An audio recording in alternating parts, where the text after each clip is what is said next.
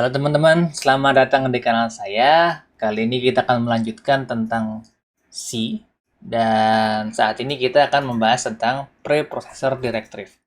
Preprocessor directive adalah sebuah struktur di C yang dimulai dengan tanda pagar atau hashtag. Nah, gunanya buat apa? Preprocessor directive ini akan istilahnya diproses oleh preprosesor ya. Iya, sebelum dikompilasi akan diproses duluan sebelum dikompilasi, makanya namanya preprosesor. Preprocessor directive ini punya beberapa fungsi ya. Salah satunya itu salah tiga berarti, bukan salah satu. Antara lain makro, kemudian membuat makro, kemudian membuat conditional compilation, dan yang ketiga adalah untuk membuat pragma. Pragma itu sebuah compiler specific function. Dan mungkin contoh yang paling jelas kalau kita membuat sebuah coding C, bahkan di Hello World sudah kelihatan, nah itu include. Include. Jadi kita start dari yang paling mudah, yaitu include. Dan kemarin di episode yang tentang header kita juga udah bahas cara include. Jadi include ini apa? Include secara mudahnya adalah memasukkan file tadi ke dalam source-nya. Jadi kalau misalkan kita include sebuah file header, isi dari file header tadi akan masuk ke dalam source yang kita pakai. Sehingga kayak di copy paste gitu. Itu nanti untuk inclusion saya akan bahas lebih lanjut di bagian belakang. Nanti kita akan bahas tentang header guard ya. Oke, jadi tadi macros, conditional compilation, dan juga hubungannya dengan header guard. Dan kemudian yang kedua, kita juga bisa membuat makro. Makro ini apa? Makro ini sebenarnya cuma text replacement aja. Contoh, kalau kita ingin membuat sebuah konstanta yang kita nggak mau masukin ke variabel. Nah, anggaplah kita punya pi ya, pi. Jadi kita bisa definisi dengan sebuah simbol define. Jadi tanda pagar define, kemudian kita namai simbolnya pi, anggaplah, dan 3.14. Nah, setelah kita definisi seperti ini, di bawahnya kita bisa langsung pakai. Jadi anggaplah int atau float aja ya, float r sama dengan 8 ya, 8.6 f ya, float r, kemudian kita coba printf luas lingkaran dengan radius adalah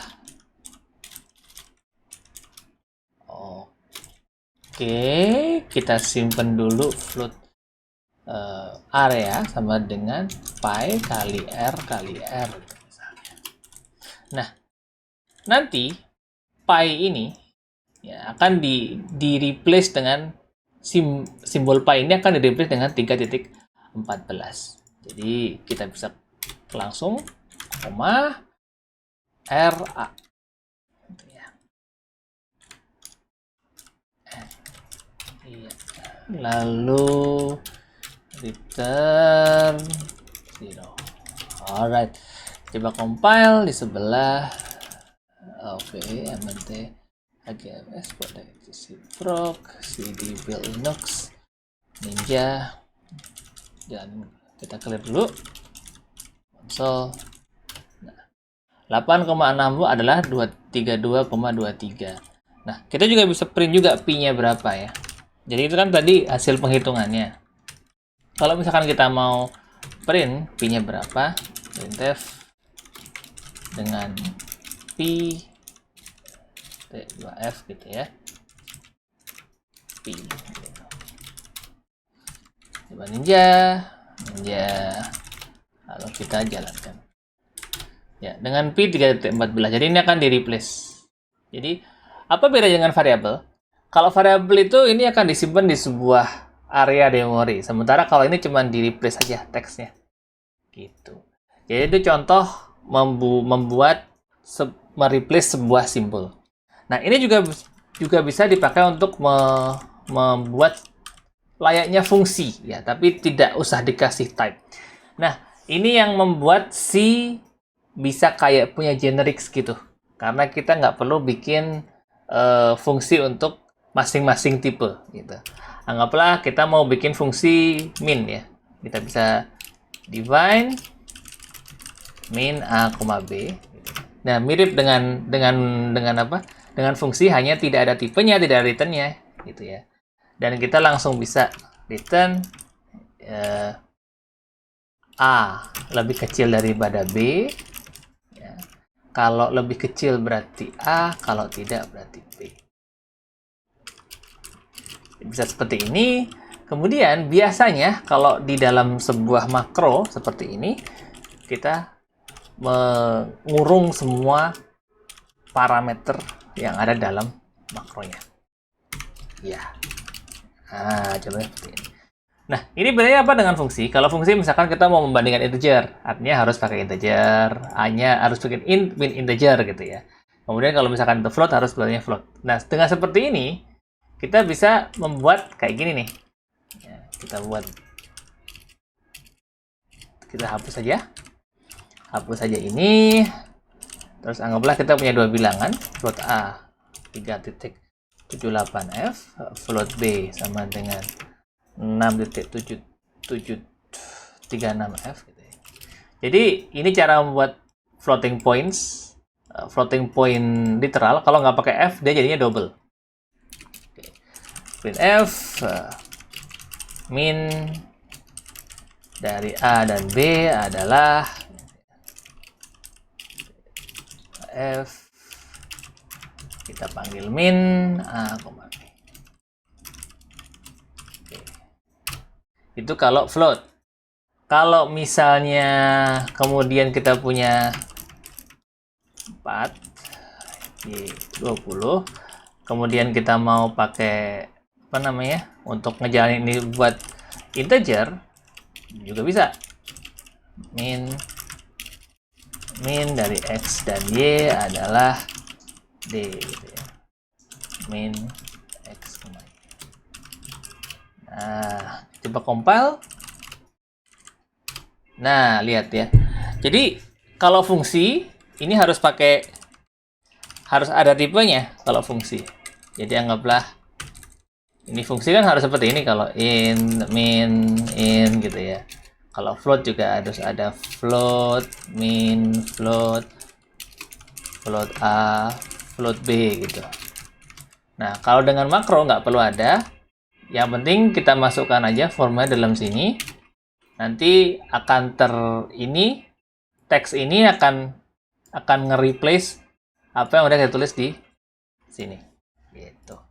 Jadi langsung pakai apa namanya parameter yang di dalam makro ini, kita bisa langsung pakai fungsi atau namanya sebuah fungsi pendek lah yang kita bisa lakukan di sini. Jadi lebih readable daripada nulis ini berkali-kali. Oke. Dan yang ketiga, kita juga bisa membuat fungsi kita bisa membuat makro yang variadix. Variadix artinya punya apa ya? Punya variabel yang tidak terbatas, kayak printf. Printf kan bisa kayak gini kan, bisa banyak. Printf ini bisa punya banyak variabel di belakangnya. Makro juga bisa kayak gitu. Anggaplah kita punya makro namanya cetak gitu ya. Cetak. Dan di belakangnya itu VE args gitu ya.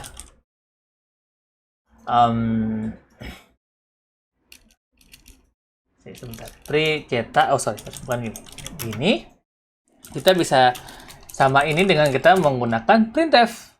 Nah gitu. Ya. Nah, ini artinya kita pakai variadix makro, lalu kemudian semua yang ada dalam sini nanti akan ditempelin di sini semua. Anggaplah kita A, B, C, di sini juga A, B, C sama. Coba ya, kita coba pakai cetak. Nah, cetak anggaplah hello. Main lah, hello world. My name is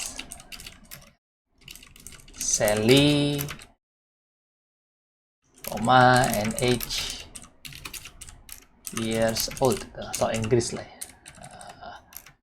Apa nih? Oke. Ini kenapa ya? VAR define print VAR. Kita coba aja deh.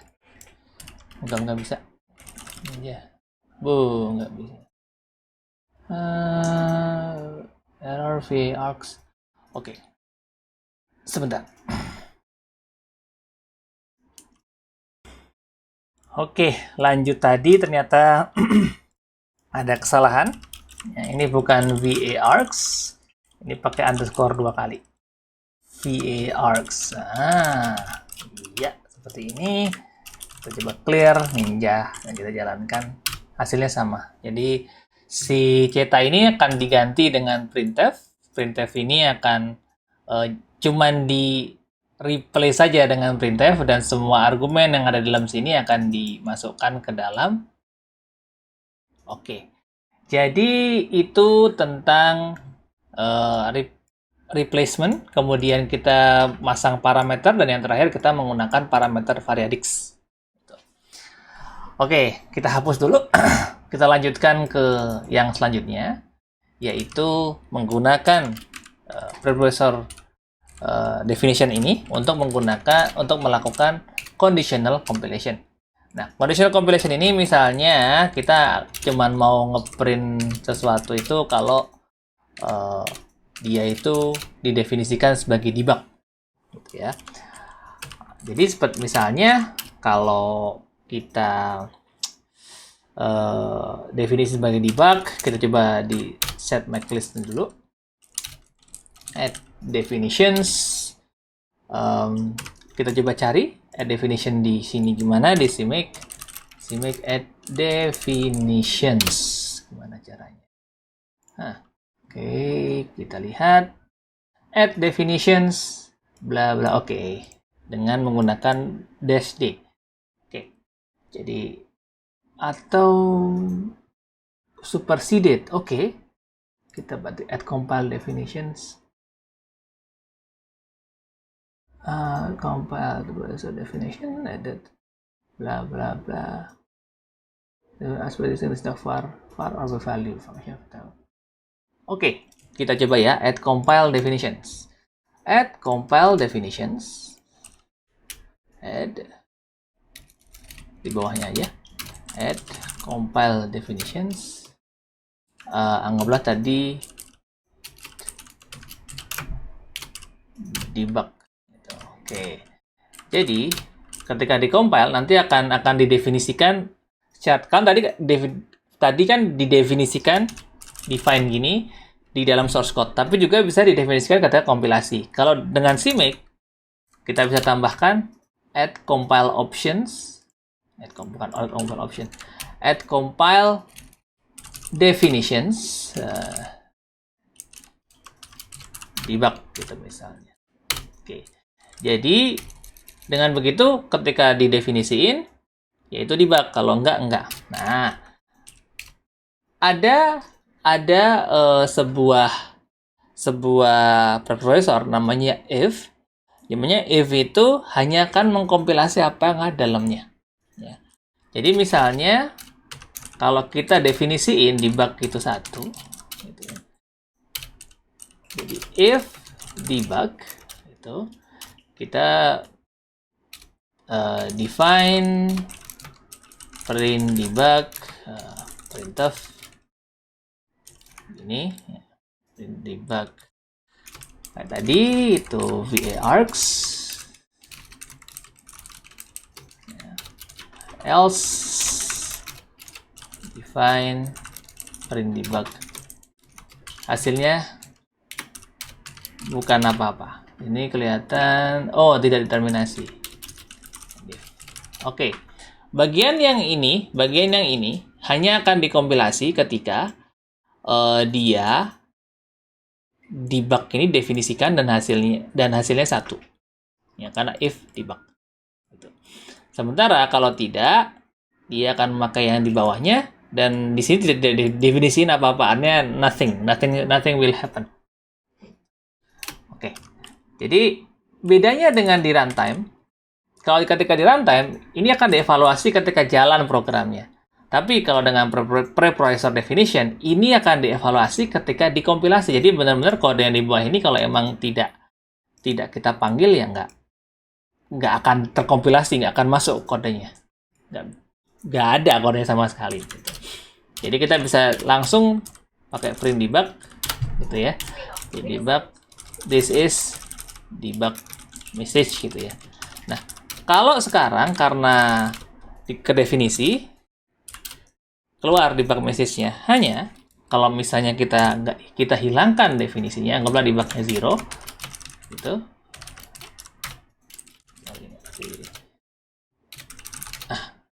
Buka lagi ya, debugnya 0 ya, kita ninja lagi, hasilnya kosong ya.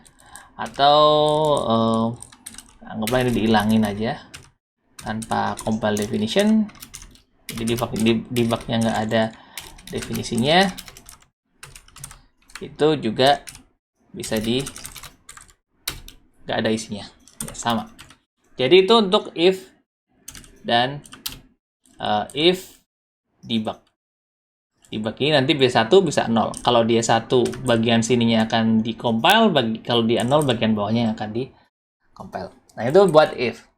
Nah, selain if juga ada if def atau if def dan if and def. Sebenarnya itu cuman kependekan dari if defined gitu ya, debug. Jadi kalau debug kita di define, walaupun nggak ada isinya ya, gitu ya, cuma di define seperti ini, kita jalankan tetap akan dieksekusi walaupun isinya juga 0. Kalau tadi kan if, anggaplah kita isi 0, kemudian kita compile lagi, nah tetap keluar gitu. Kenapa? Karena kalau tadi kita if nilai debugnya, kalau ini ya kalau dia terdefinisi isinya berapapun ya bagian ini akan dieksekusi. Nah, if defined itu juga bisa dipendekkan menjadi if def.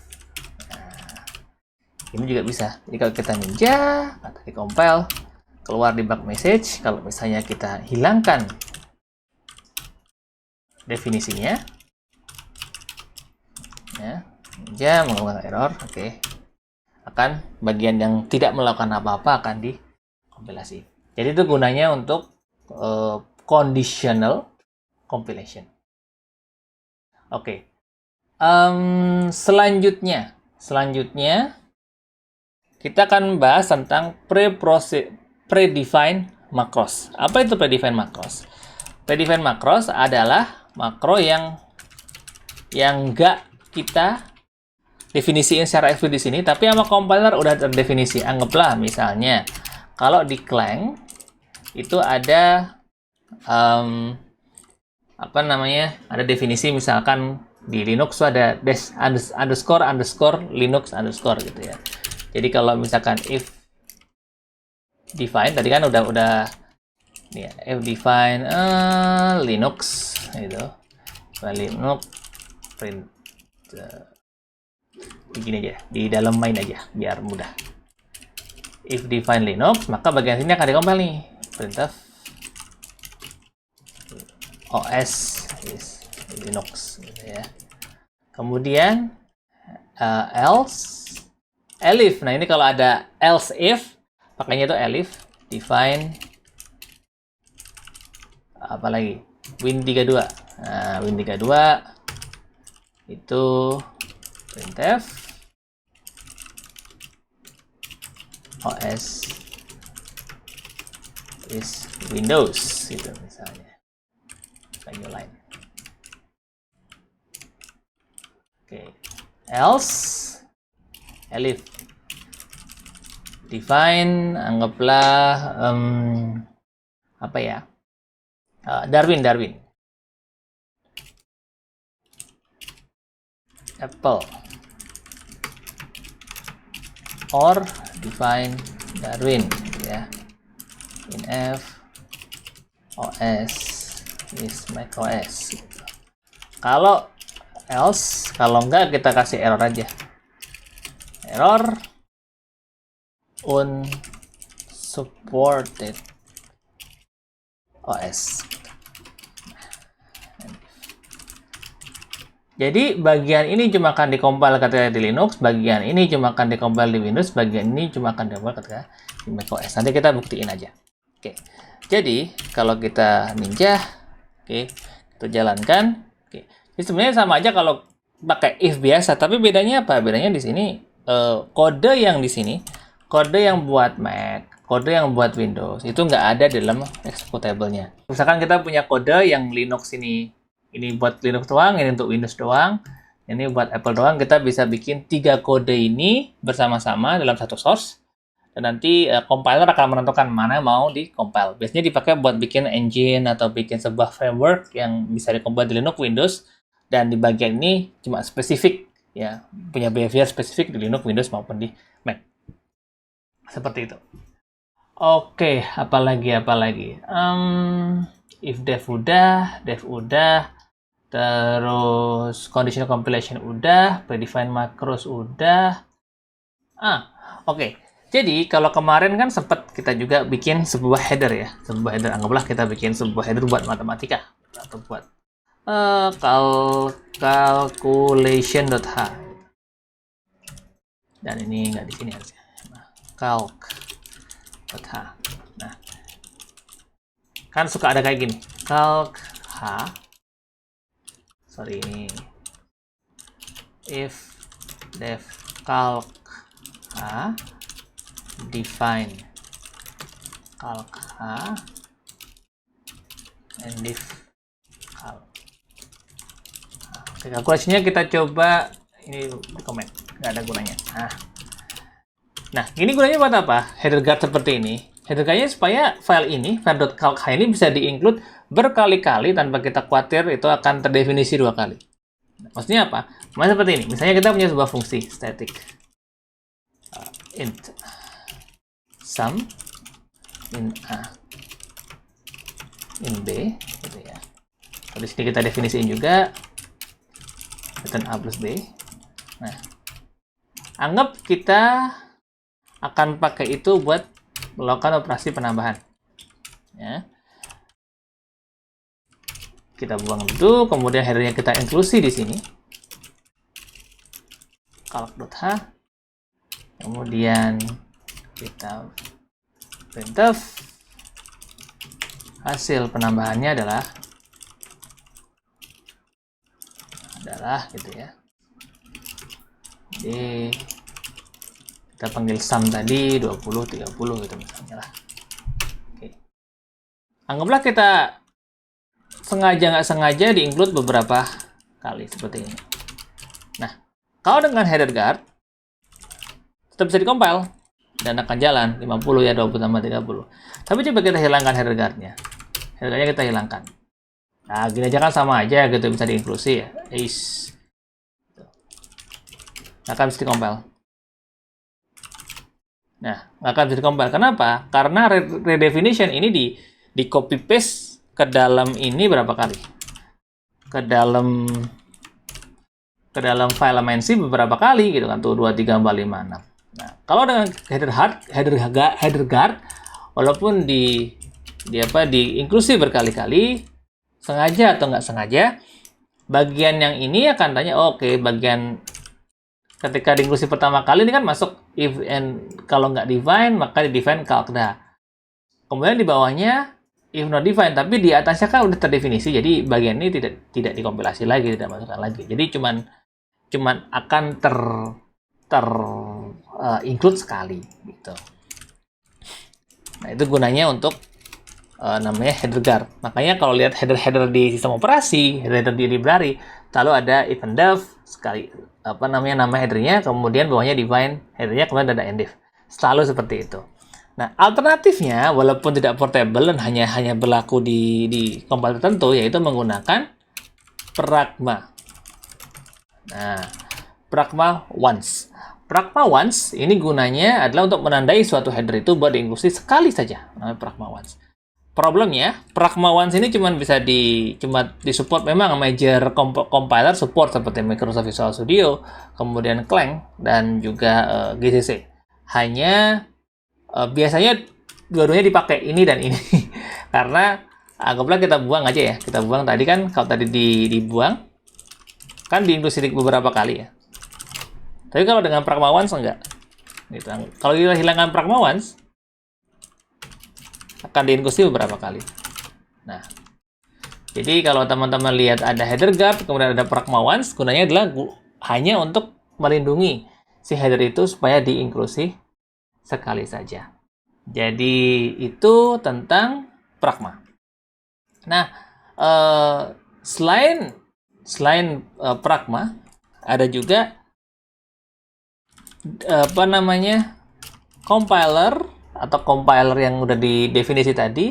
Ada juga predefined makro yang berguna untuk urusan debugging. Jadi misalnya kita mau ngeprint printf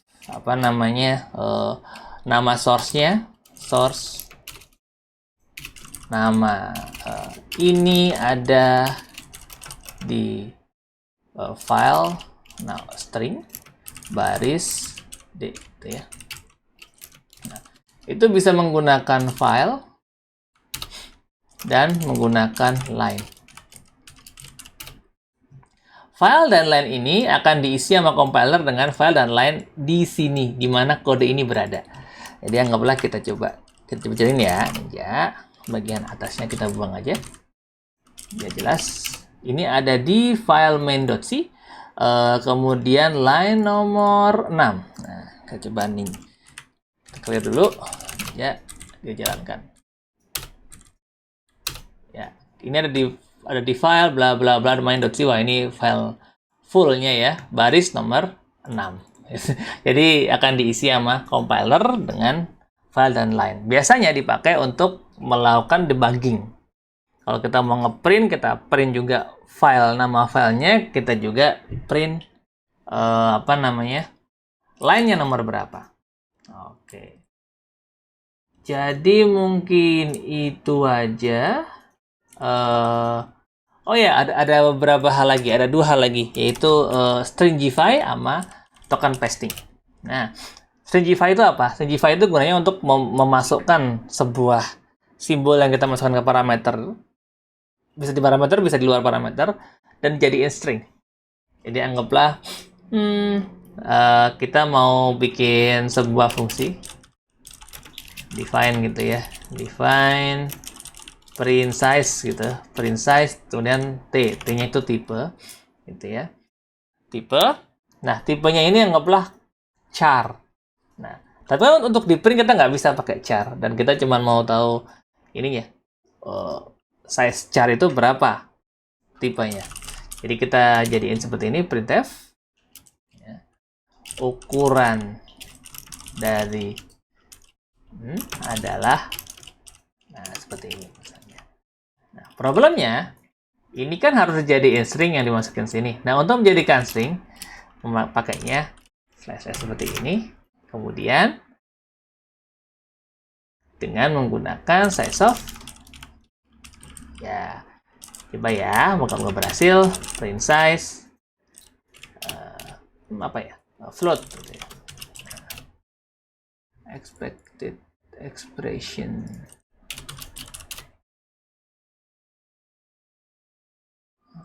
Oke. Sorry, tadi berarti ininya 1. Tanda hashtagnya 1. Jadi gunanya tanda pagar di depan ini di makro adalah mengubah apa yang di sini menjadi di dalam string. Nah, float ini kan sebenarnya tipe, tapi karena masuk di sini dan ini valid kan, jadinya akan jadi float gitu ya. Dan di bawahnya akan jadi size of float di belakang sini gitu. Jadi valid itu, pada yang valid. Dan kita bisa jalankan seperti ini, kita coba jalanin. Nah, ukuran dari float adalah 4. Dan itu bisa dipakai buat keyword yang lain. Anggaplah kita pengen tipenya print size double gitu ya. Double itu kan keyword ya, tapi di sini karena di dalam makro kemudian ininya diubah menjadi string, jadinya valid gitu. Kalau nggak dijadiin string nggak valid. Oke, ninja kita clear dan float adalah 4. Oh, belum disimpan. Oke, kita jalankan. Nah, kalau double tuh 8 dan sebagainya. Jadi ini untuk mengubah apa yang di token yang di sini menjadi string. Nah, yang lain ada operator lain untuk processor namanya token pasting. Jadi kita bisa menambahkan sesuatu di nama variabelnya. Anggaplah kita mau kita define sebuah makro create var. Nama var-nya anggaplah nama var-nya itu n. Ada n-nya gitu ya. Kemudian nilainya gitu ya. Nilainya x gitu. Lalu kita bilang ini untuk mendefinisikan in var gini n sama dengan x. Nah, kita bisa create var anggaplah namanya var 567 isinya 20.000 gitu. Nah, itu di create. Kita bisa printf nilai dari var 567 adalah ya var 567. Jadi di sini 567 ini secara implicit akan ditambahkan ke belakang tokennya. Jadi in var 567 sama dengan nilai dalam x ini. Nah, karena x kita kasih tanda kurung supaya lebih jelas. Oke, jadi kita bisa langsung compile di sini. Ninja di compile, clear. Nah, jadi var 567 ya, bener ya. Kayak nggak ada kan, kayak nggak ada integer yang kita definisiin secara eksplisit, tapi di sini di makro ini akan diproses oleh prosesor makro, akan ditulis int var sekian sekian sekian sekian. Ini sama dengan nilai yang ada di x ini dan akan dideklarasikan. Ini nggak mungkin terjadi kalau ini sebuah fungsi. Oke, jadi kali ini kita udah membahas tentang prosesor. Videonya agak panjang. Ini memang bagian agak tricky. Saya sarankan buat kalau bingung di pause, kemudian juga bisa diulang juga kalau kurang jelas. Jadi tadi kita udah bahas tentang makros, kita udah bahas tentang parameter di makro, kita juga udah bahas tentang variadic parameters, lalu conditional compilations, kemudian header guard, pragma, lalu stringify yang barusan, dan juga token pasting. Cukup banyak yang dibahas dan cukup padat ya. Jadi semoga tidak overwhelm. Nanti saya akan bikin kita buat timestamp biar lebih mudah diikutin. Oke, kalau gitu terima kasih sudah sampai detik ini ngikutin ya. Kalau sampai detik ini. Kalau mau bisa programming gak usah rungsing, yang penting buka aja IDE, bisa Visual Studio Code, bisa Vim, bisa apapun, dan langsung coding aja dulu. Terima kasih, bye-bye.